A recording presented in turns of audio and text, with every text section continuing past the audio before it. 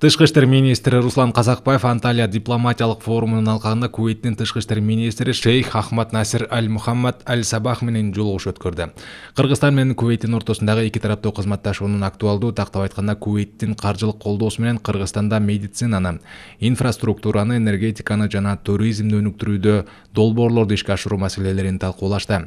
Казакбаев Кыргызстандагы ички саясий өзгөрүүлөр жана мамлекет жетекчилигинин тез арада экономикалык кризистен чыгууга болгон умтулуулары, аймакта коңшулук жана тарыхый достук байланыштарга негизделген тынчтык тышкы саясаттын жүргүзүүсү жөнүндө кыскача айтып берди.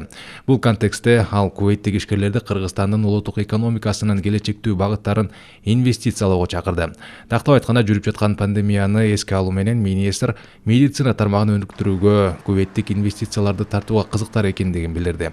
Ошондой эле ал санариптештирүү, улуттук IT технологияларды өнүктүрүү, кибер коопсуздукту камсыз кылуу, жашыл экономиканы киргизүү жана Кыргыз өкмөтү тарабынан илгерилетилген долбоорлорду ишке ашырууда интеллектуалдык жана каржылык колдоо көрсөтүүнү сунуш кылды.